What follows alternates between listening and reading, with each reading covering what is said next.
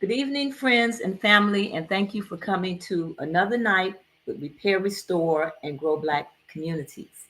And we have another wonderful guest here, Debra Lawson.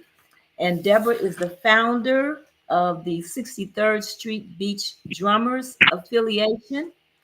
And Debra is one of the 63rd Street Beach Drummers.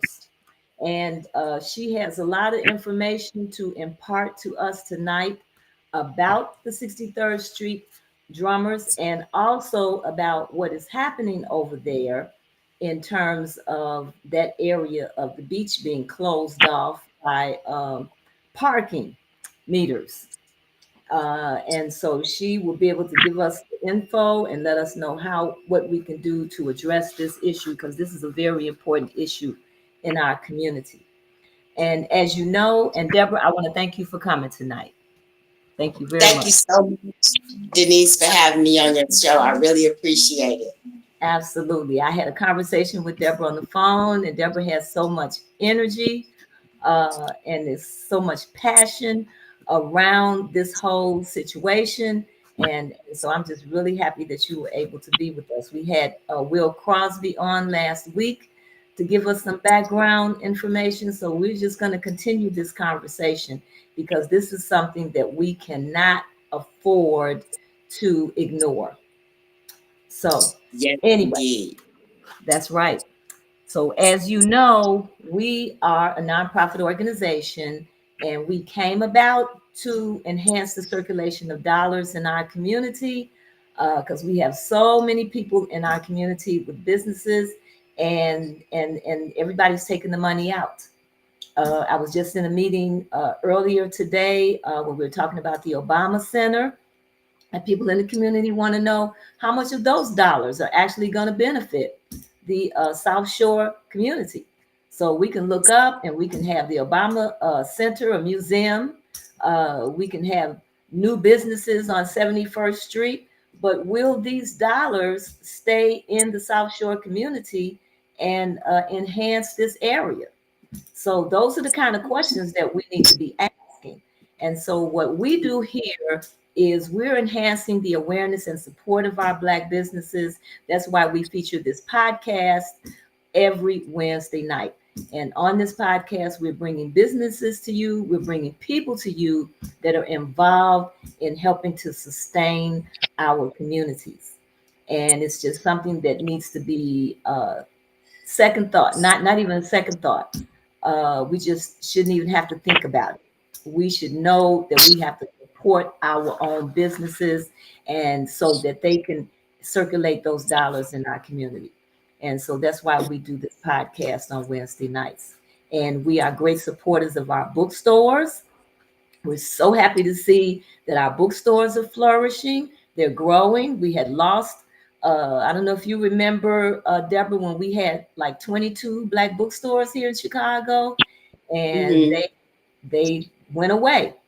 And but now we have some young people that are opening up stores, and we have some older people who have maintained their stores because that's where our knowledge is. That's where our history is.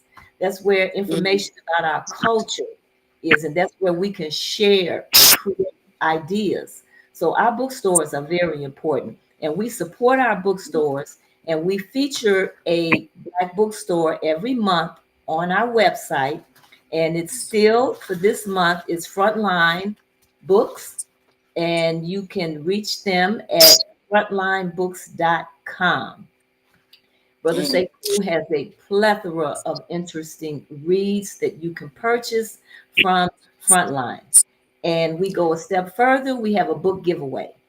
And Mm, our subscribers, all you have to do is go to rrgbc.org and subscribe, and you can win one of the books in our book giveaway. We pay for the book, we pay for the shipping. We encourage you to contact the bookstore and go to the bookstore and pick up your book so you can see, the wonderful job that they're doing, and begin to do work with them, begin to do business with them, as opposed to purchasing all your books on Amazon. And mm, so the book that we're giving away is My Life and Ethiopia's Progress from 1892 to 1937. This is an autobiography of Haile Selassie, and it's a mm. volume read. He was the Excuse me for emperor just 1 second. of Ethiopia, is who he was. And we are covering his life and modernization of his country, including his political ascension. The second volume focuses on the Italian occupation and Ethiopia's rise to independence. And as you know, Ethiopia was one of the countries that was able to deal with that whole position of colonization. And so they were able to fight back the Italians, and hold on to control of their country. And if you want to win a copy of this book, please subscribe to rrgbc.org. And we also want you to go to our website and sign our petition, because we want to get dollars on the table from our local municipalities to give contracts for our bookstores. And they do this in other communities. So this is nothing that is unheard of. We're trying to get 1,000 signatures. We're getting close, and we need to just go and sign the petition. And finally, we support the Southside Community Federal Credit Union. Now, how many of you have your dollars in Black banking institutions? Most of us do not. We do not have a lot of Black banking institutions out here. But the Southside Community Federal Credit Union has been here on the South Side, providing loans, providing financial literacy information and classes to people in the community for over 20 years. They're at 5401 South Wentworth. They're in the mall at 55th and Garfield. They're offering personal loans, auto loans, micro business loans, title loans, loans in lieu of the high interest payday loans. So all you have to do is get an account there. That's the way banks raise their money, by you opening up accounts. So we have our money sitting in all of these banks, and these banks are using our money to make money. But then when our businesses and our people are trying to start up businesses and purchase homes, uh, we struggle. We struggle to get the support that we need from these banks. And our dollars are sitting in these banks and allowing them to make all of this money. So it just doesn't make any sense. So please go to the Southside Community Federal Credit Union and open up an account. Okay. And finally, you can go to our website where you can make donations to help us with our cause. Every little bit helps. So, Deborah, let's Yes. get to you and all the wonderful work that you are doing out here. I mentioned earlier that you are the founder of the 63rd Street Beach Drummers Affiliation, and you have been a part of the 63rd Street Beach Drummers.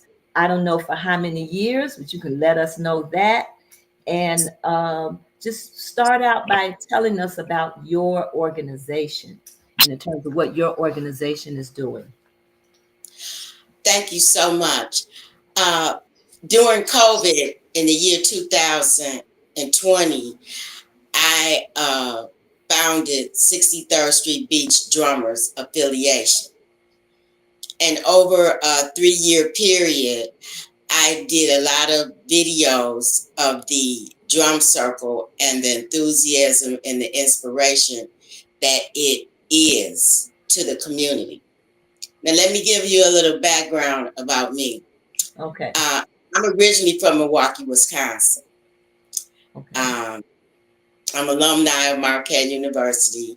I almost made AKA, but unfortunately, my dad passed away, and I didn't go over, but I founded the chapter of AKA at Marquette University.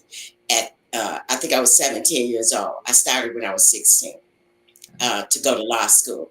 But my dad passed away, and you know how that is when you lose a parent. It's a lot of grieving and a lot of things going on. So subsequently, in 1978, 79, I happened upon a co-op, a food co-op in Milwaukee.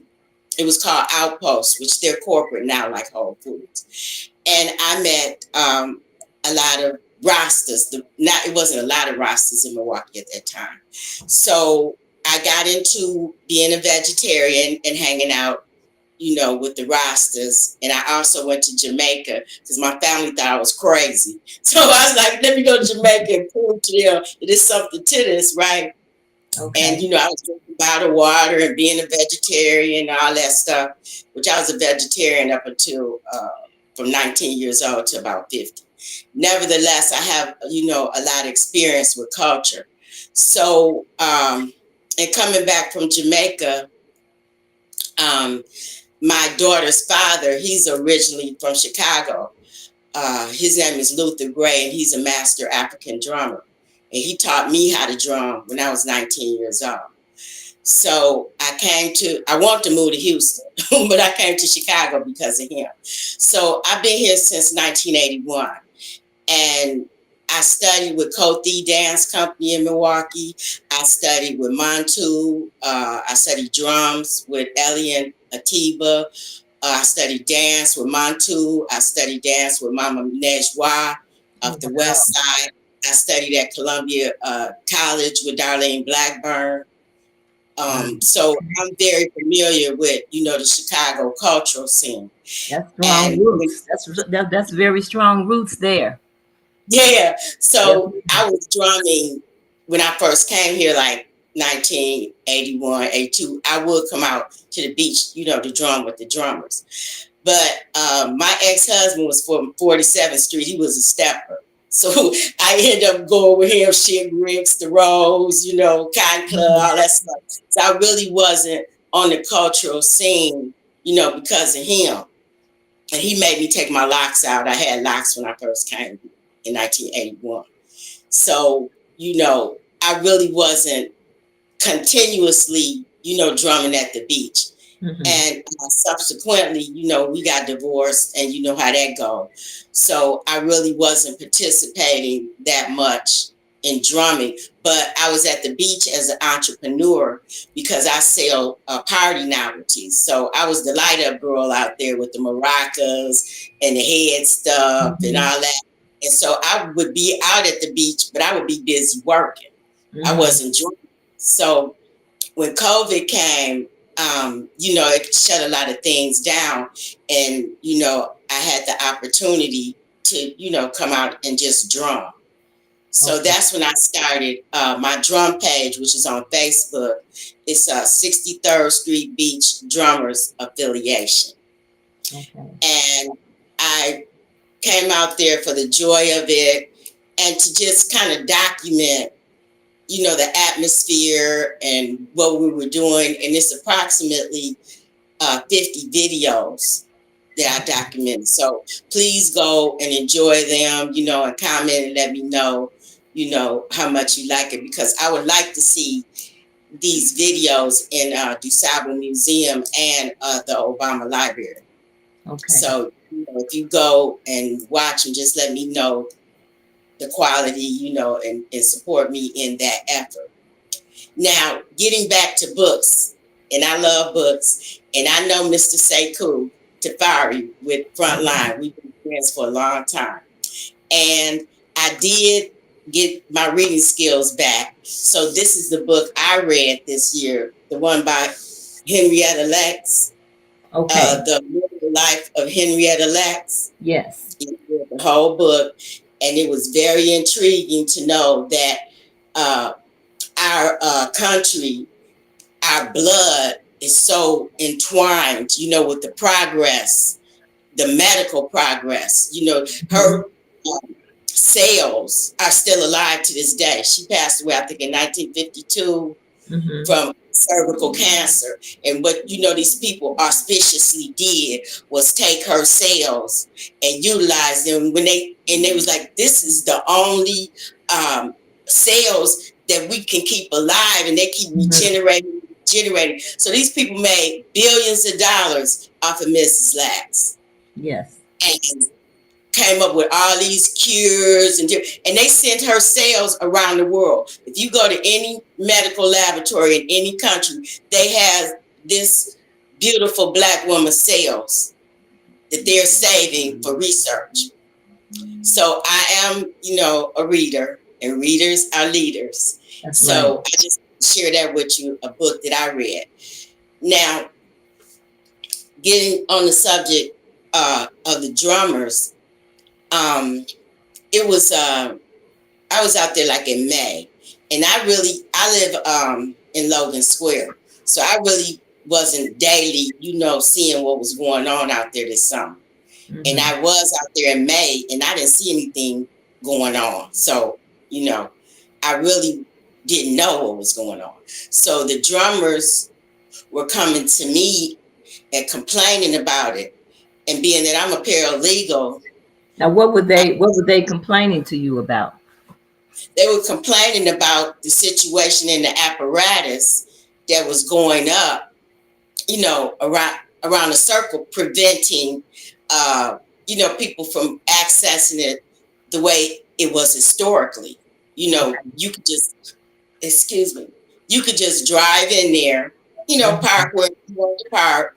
It was a lively atmosphere. Yeah, people was out there selling food, but it was cultural. And Mm-hmm. Harold Washington had designated 63rd Street Beach and some other beaches as cultural beaches. Now, let me So, ask you a question. Were there parking meters in there?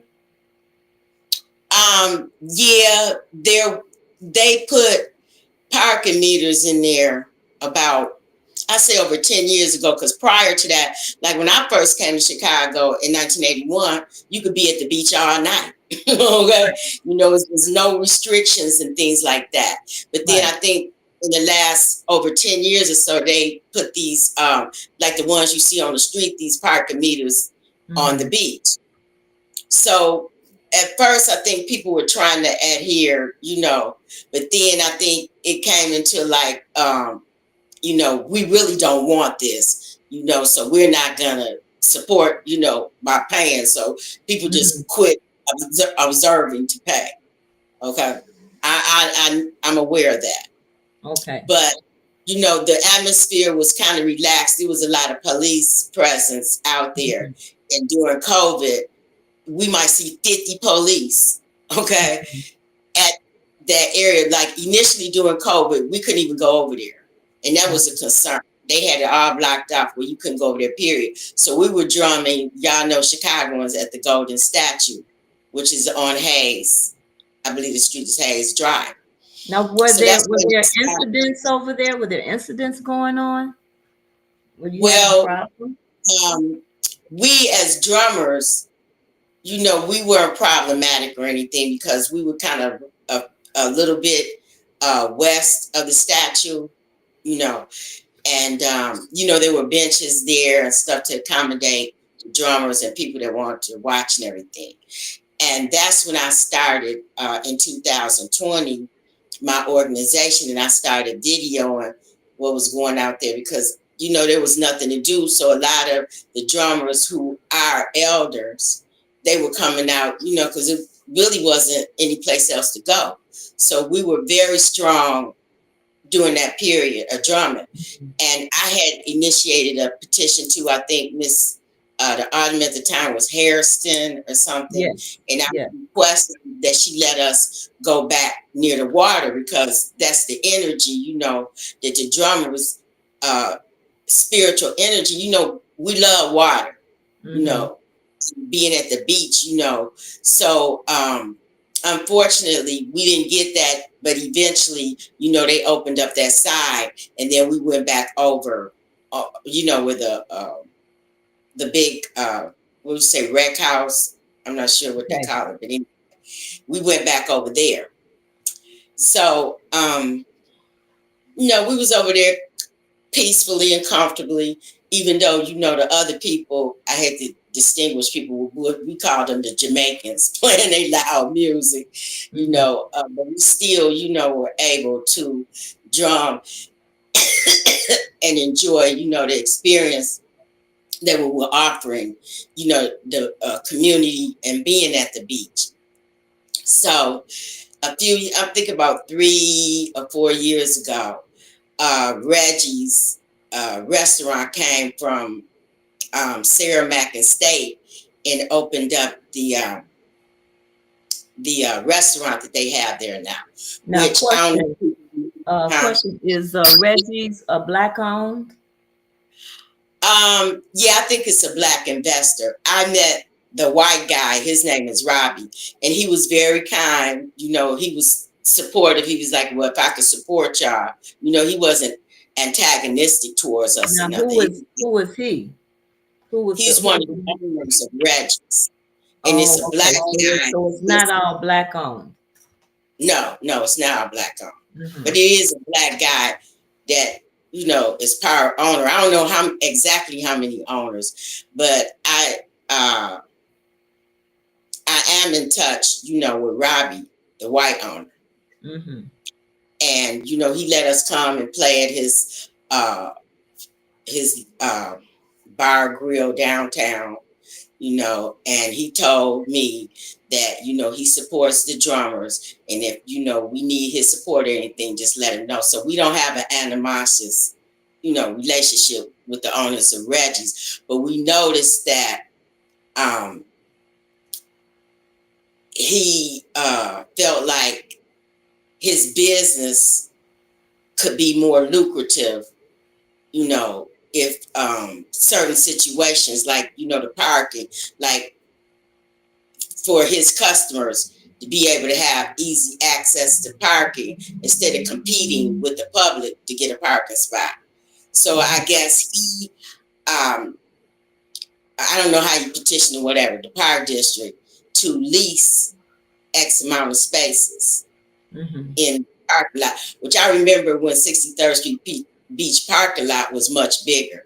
And I Mm-hmm. know they uh, pulled a lot of parking spaces by putting that grassy knoll on there. That wasn't always there.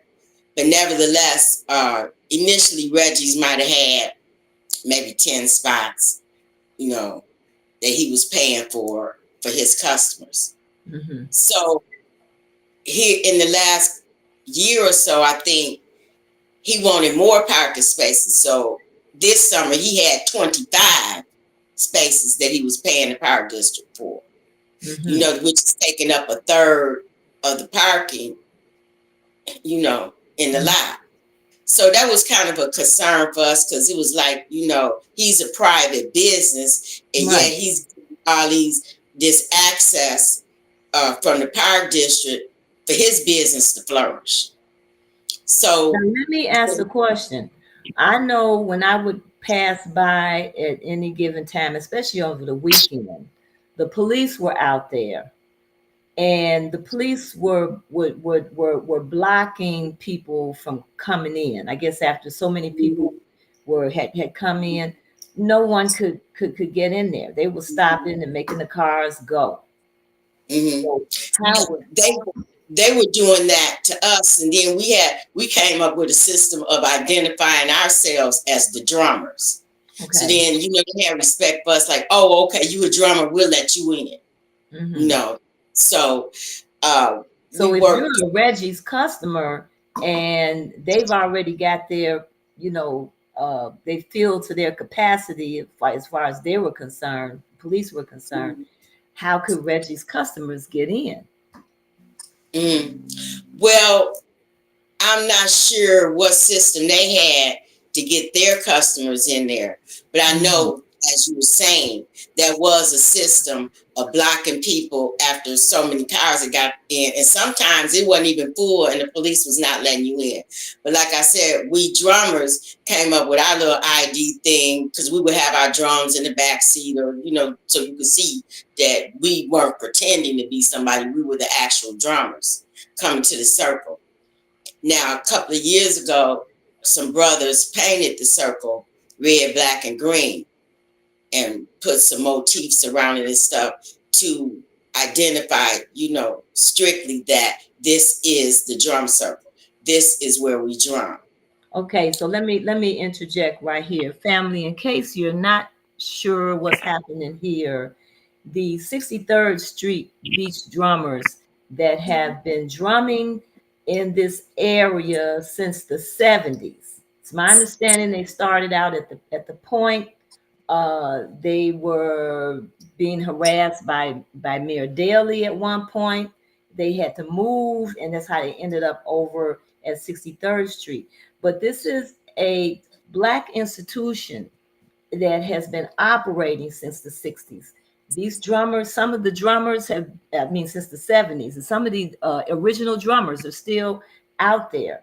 And Mhm. the city, the Park District superintendent, who was appointed back in March, has closed that area off now where there's a parking, there's a fence, and you have to come through and you're charged $4 for the first hour to get in. And then it's $25 for the day. And this is a place where a lot of our young people have come to congregate. Um, and so Mhm. now that it's closed down, they're not able to come over there and take advantage or of this experience with the drummers. And the drummers have not been there since July. Am I correct? Well, it was hindering the drummers. I want to describe what they did this Okay. summer. Okay. I was there in May, maybe a couple of times, and I didn't see any of this going on. And so the drummers were complaining to me about it, and this apparatus had went up like you described about having a parking fee and everything. So when I reviewed it, it's a lot of steel. It's a not you. I would say a steel barrier that Hmm. goes like 3 car lengths from the entrance. It's a bar, entrance like the ones you see on the expressway, and then that um, that steel piece goes about 3 cars down, protecting the parking area that Reggie's has rented from the park district.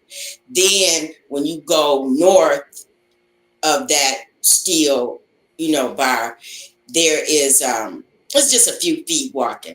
There's the apparatus for you to pay for parking. And like you said, they got their parking fees listed in front. And you got to scan your license plates, which is taking away your privacy. You know, you could just go in there anonymous, and now you're being tracked. And Hmm. you have to go through the apparatus, which is going to take a picture of your car and your license plate and all of that, and it's very intrusive. Hmm. So I was like, wow, this is not right. So someone asked me to contact the alderman, which, if you don't mind me reading the letter that I Good. submitted to him, okay? Hmm. This is the letter, which I put on the letterhead. And I said, greetings, Alderman Desmond Yancey. We, 63rd Street Beach Drummers Affiliation, are presenting this letter to bring to your attention our concerns on the status of 63rd Street Beach parking situation. 63rd Street Beach Drummers Affiliation is representing the drum circle's interest in sustaining this iconic cultural, spiritual, community experience that has been inspiring the public that visit this beach for generations, over 50 years. In capitals, our concerns are this: the inability to park near the acknowledged drum circle area, It is identified with being painted red, black, and green, the colors of the Black community. This circle represents the historic significance of our culture and the acknowledgement of our ancestors. Most of the drummers are senior citizens now. It is an inconvenience to have to walk carrying drums and instruments blocked to the circle. We are requesting a parking waiver of fees and restrictions to access the drum circle. It will behoove the City of Chicago Park District to support the village elders of the drum circle to continue their artistic and cultural contributions to the constituents of your prospective wards and the enrichment of the whole city of Chicago. Thank you for your prompt attention and cooperation to this matter. Respectfully submitted, 63rd Street Beach Drummers Affiliation. Founder Debra Lawson. My business address 27 North Wacker Drive, Chicago, Illinois 60606. And my number is included 312-388-4711. I hand presented this letter to Alderman Yancey at a City Hall Council meeting in July. I forget, I think it was July 17th or something to that effect. And he graciously accepted the letter on the floor. And I took a picture with him to show the drummers that I had actually did this. Because everybody was like, just email him, just write. I said, no, I'm going in person so he could see somebody behind this. He could see a face to go with this. Right. So he did promptly respond to me the next day and gave me an appointment to meet with him on August 6th, which was my late dad's birthday. So the ancestors was with me. Mm-hmm. And we had a very productive meeting. He was very supportive and, interested in helping us. And I told him that I wanted to meet with him before I met with the Park District so I would have some backup, not just coming to them by myself, but have, an authoritative person that supports me also. So we had a great conversation with him, and he said that he would like to give us acknowledgement with a proclamation from his office to City Hall and acknowledge us. They have regular acknowledgements of groups doing the City Hall meeting, which I've been going to the City Hall meetings since 2023. It started about what was going on with, the immigrant situation. And then, I continued to participate where I could. So most of this year, I have attended since January, the monthly, major City Hall meeting. So I told him I was going to put together a petition.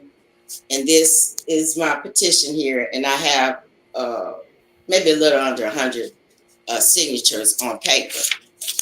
Excuse me.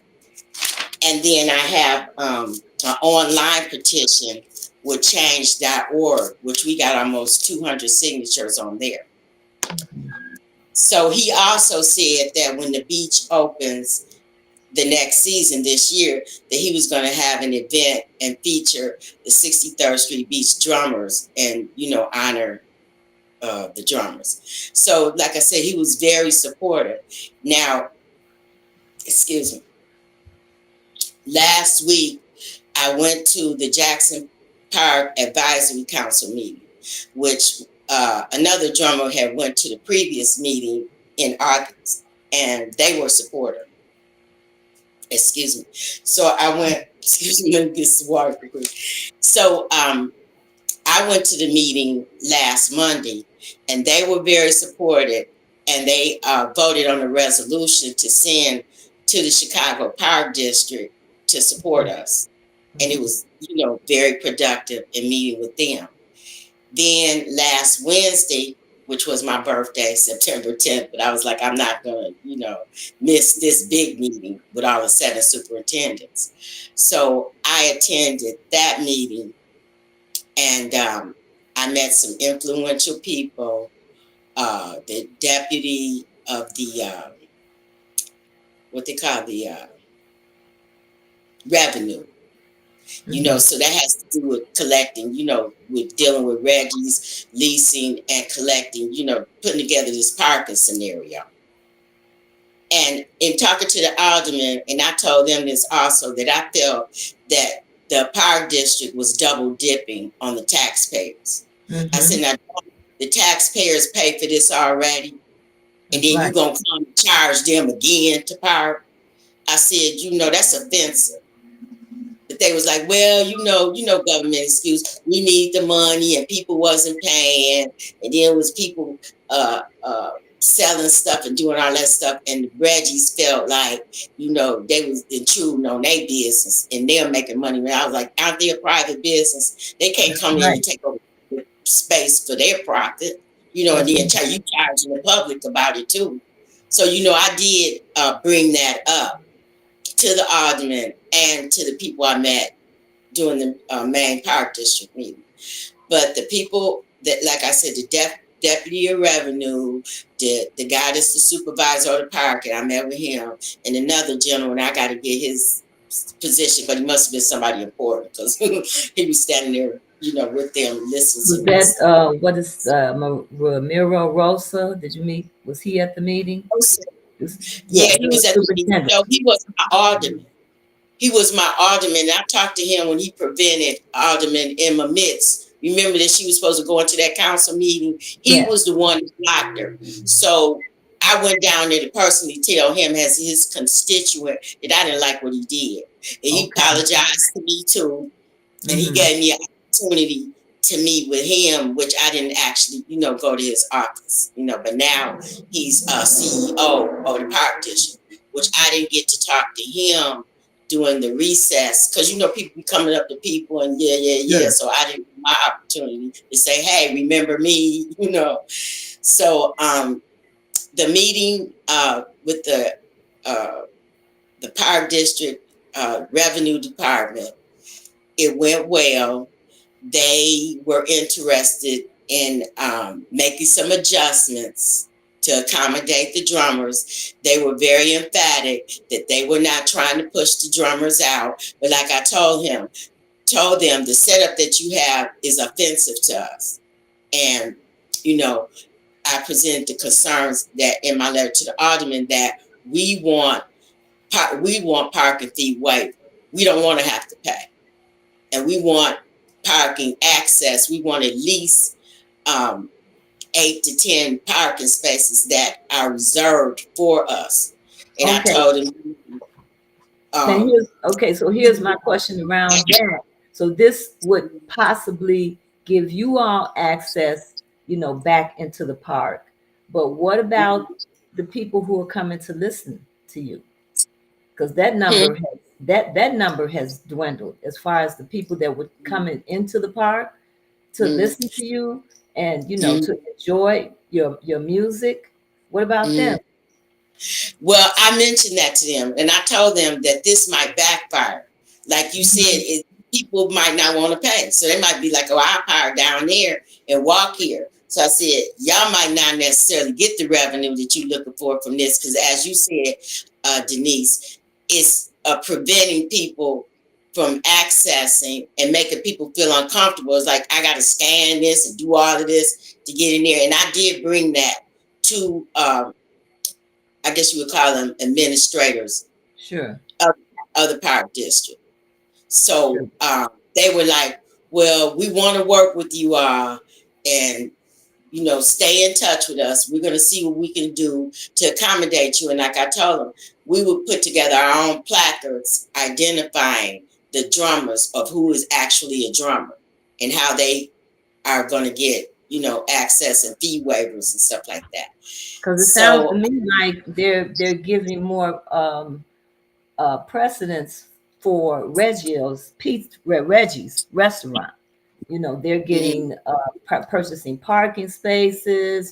This has been one of the issues with the parks here in Chicago. We mhm, have the friends of the parks. They might be someone that you might want to talk to. I don't know how effective they've been because they were really pushing regarding what was happening with the Obama Center that's coming and how they're pushing through the parks and the parks are not being used and being accessible to the public like they're supposed to mhm, be, especially down mhm. on this south end.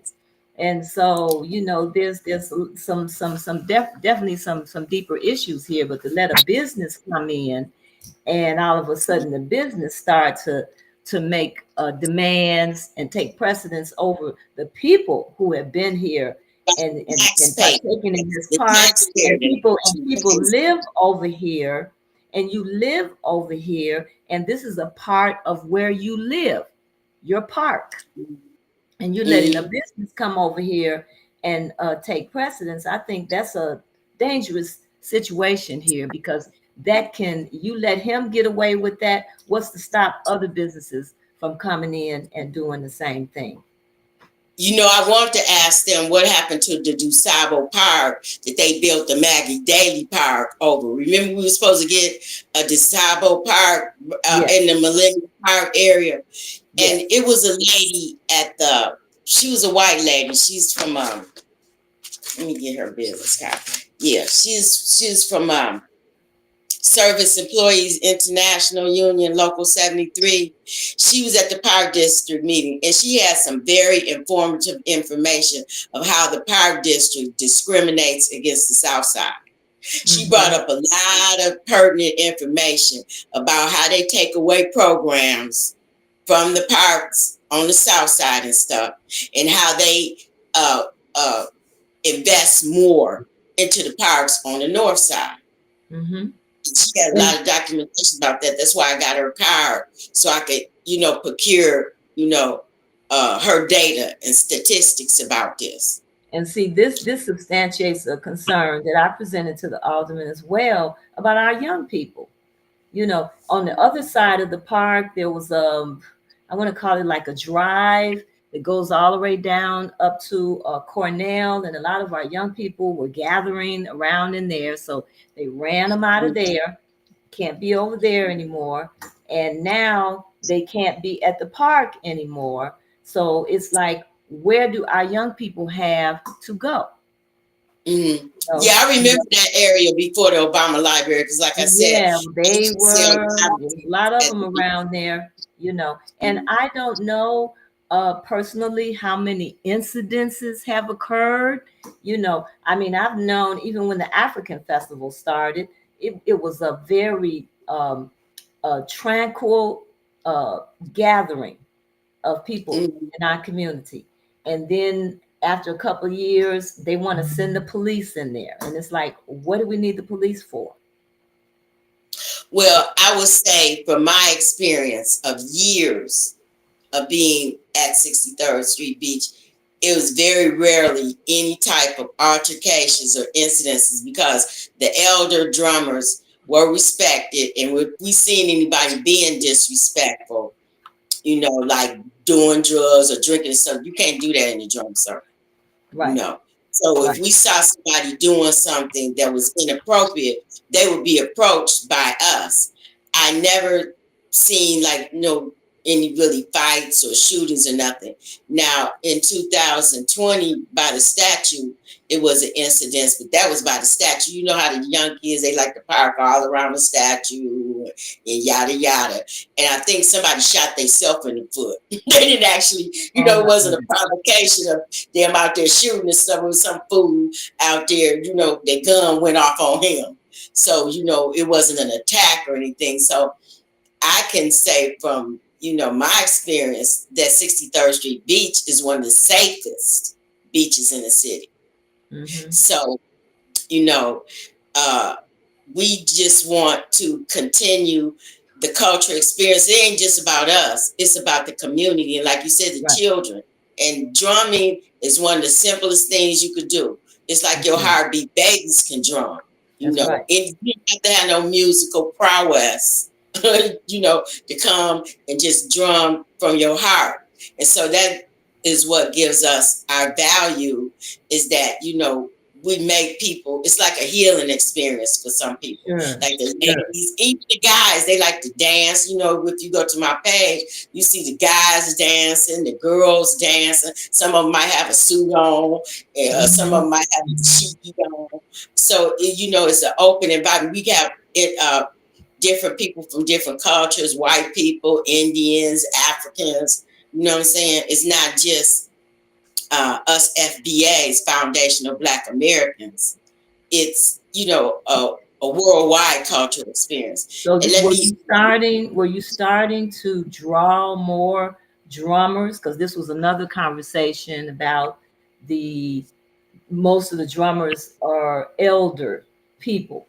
But were you starting to bring in more drummers or more young people that were actually becoming a part of the drumming circle? well, yeah, we were trying to encourage that.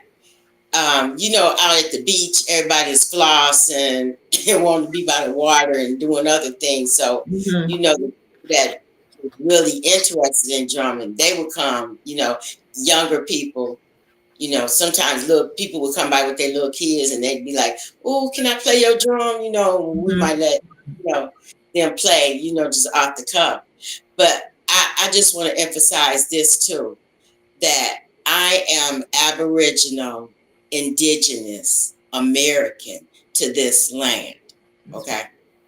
And all of us ain't came from Africa. We need to understand that. Some of us already, our ancestors been here thousands of years. And that's why it's important that keep this drum circle, because it is representing our ancestors that was Mhm. on this land already.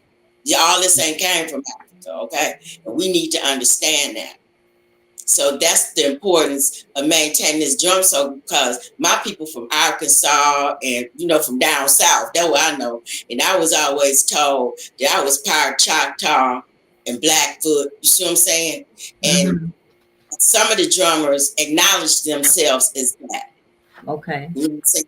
That they are Native American is a federal name. But every tribe had their name, just like Algonquin. We got Algonquin in Illinois, that was an Indian tribe. So our tribal names are all over the area. And then we got pyramids. Our people was building mounds here and pyramids. So the drum circle represents our ancestry on this land. And that's why it's important for us to stay at 63rd Street Beach, because it is our ancestral land.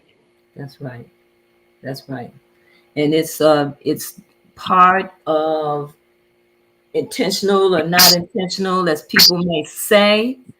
Uh, it's an erosion of the culture. And if Mm-hmm. you were to discontinue the drumming circle, then what is next? And then the next thing you know, your pictures and your videos and statues will be of you. You'll be in a museum. You'll be a picture on a wall, but you no longer be actually existing. And you see this happening throughout different neighborhoods here in Chicago. uh, South Shore is kind of the last standing. You know, the Mm-hmm. West Side is pretty much gone, and lots of other areas on the South Side. So really, the South Side and especially South Shore, is very important to maintain the culture here, and we have to assure that the Obama Library and that the businesses that are going to come in around the Obama Center, rather, um, that the dollars are going to continue to circulate in our communities as a result of that. So it's like, Well, what are we going to get out of this? And so to see this happening, I think is very significant, especially when you have a business over here that's behind, pushing you all out of there. That's basically what's happening, let me based on what inflect you're this. telling me. Uh, Let me inflect this, Denise. Jesus being, I asked somebody on the bus, this girl was talking about Jesus. I said, "What color is Jesus?" "Oh, that don't matter." I was like, "It do matter. If he came from the area that they call Palestine or Egypt or whatever, he had to be a man of color." And the Polish people know about the black, and the Russians know about the black Madonna and the black baby Jesus. There's portraits all over Europe of our people, our African ancestors. Okay. So Jesus was originally a black man. So how did he become to be white? That's what Mhm. white people do. They take our culture, like you said, and try to push us out. And then they come in as the white people, and oh yeah, we started this. We you know what I'm saying? And you know they extinct us out. Now next thing you know, it'll be a white drumming circle talking about yeah, blah blah blah blah, yeah. And then it's like what happened to the original people that started this? That's So we right. have to be so protective. That's And right. like I don't know if you know Tariq Nasheed, but you know he Yes. did them hidden color movies. Mm-hmm. And he's saying now that we have to delineate from other, you know, we're not Jamaican, okay? That Pan Mm-hmm. African, you know what I'm saying?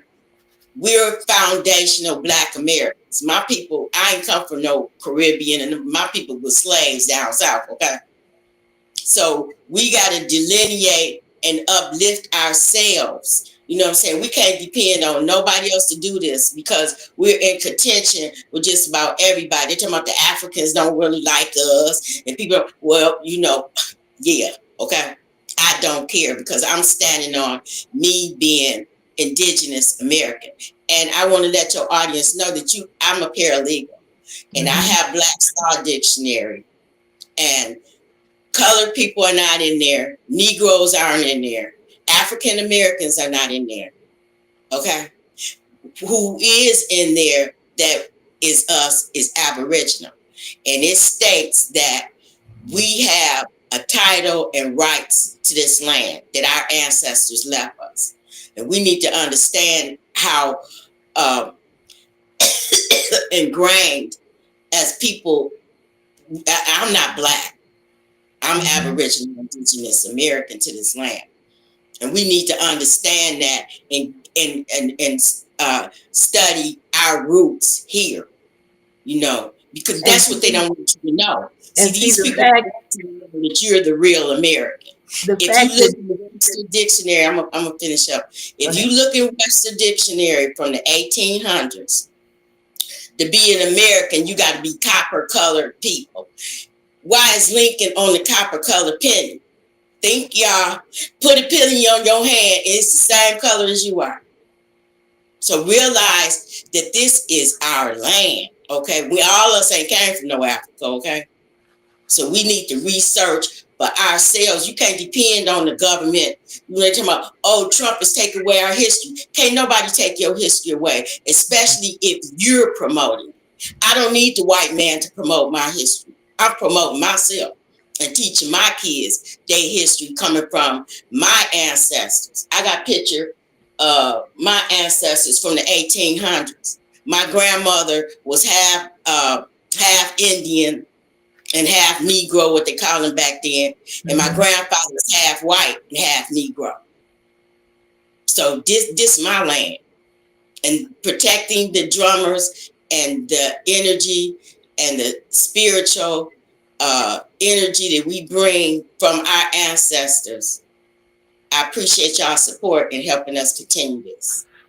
And see, fighting for our existence has been it is a part of who we are. I think Mhm. you think about all of the different names that we've had to give ourselves, or have been given to us. We were Negroes, we were colored people, we were Black, we was African American. Why does Mhm. the name keeps changing? Because of the constant struggle that we have to delineate ourselves in terms of who we are in this country, and That takes we're constantly being attacked and trying to be divided and mhm. dispersed. The name change is coming from the government to hide your true identity. You see what I'm saying? And those names, that's why you're not going to get reparations because you're coming at them. You have no jurisdiction. But where's Blackistan, capital Niggerville? This country operates off of nationalities. If you talk to white people, you say, well, where you from? They're going to say, oh, I'm Italian American. They're going to say, oh, I'm German American. You see what I'm Mhm. saying? They're going to identify with a land base. Being Black has no land base. And Oh, therefore, you're not going to get no recognition from these people. just like You see our what I'm saying? our music, jazz, right? Oh, You I have love everybody loves jazz, and nobody it. wants to give Black people who originated this music, who created this music, the credit for that. They don't call it black jazz or Black American jazz, but then you have Asian American jazz out here. So Mm-hmm. anybody can put their name on it, and Mm-hmm. spin it the way they want. And like the young man who said, made a statement once that kind of stuck with me, that people just come into our community with a shopping cart and take whatever they want. Mm-hmm. And Well, jazz is our classical music. that's right. Jazz is like Bach and Chopin and all that stuff coming from us as an original American music. And we have originated so much stuff. We have invented so much stuff. It's a black man that helped invent the cell phone. It's a black woman that invented your camera for your door. Our kids are not taught this to have the esteem that they have. I'm sick of Glorilla and Sexy Red and all this silliness Right. when we need to be focused on building. And I just learned about a black family. They call them McKissick's. They've been in the construction building business since the 1800s. I never really heard of them like that. They build in airports, hospitals. You don't hear about them. And that's an employment opportunity if our children are educated. Like my son is a mechanic. I got one. He's a mechanical engineer. He graduated from UIC a couple of years ago. And then my baby boy, he just got his accounting degree. My daughter, she has a degree in business economics. So, we have the education to flourish, but it's not presented. and All we're this. not and we're not given the resources that we need. You have Well, people here in South Shore that want to open up businesses. Some have managed to open up but it's taken them too long because they couldn't get the you resources know that what, they need. Denise, this is what we need to do. Instead of crying about, I know Walmart was on 47th Street in Cottage because I used to shop there. Instead of crying about white businesses leaving your neighborhood, why don't you do pop-ups on a lot and show them that we got independent businesses?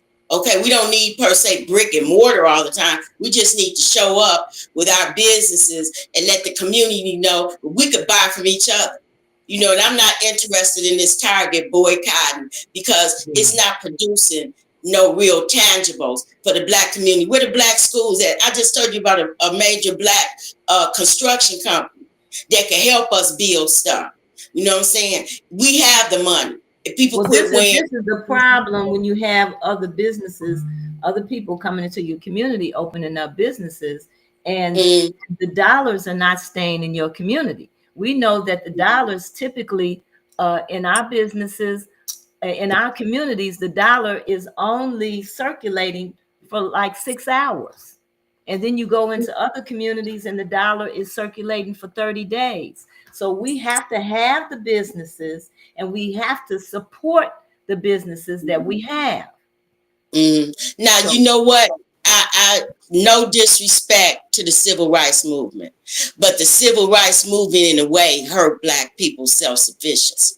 Because when you couldn't go to the white man, we had our own movie theaters, we had our own banks, that's how the HBCUs came. Because you couldn't go to the white ones, so they built the black ones. You see what I'm saying? well, And you that's have a why lot our of people. dollars are flourishing with us because you rather go downtown on Michigan Avenue and buy Gucci, Prada, and go to Macy's as opposed to supporting the sister that's making clothes in her house. You see what I'm saying?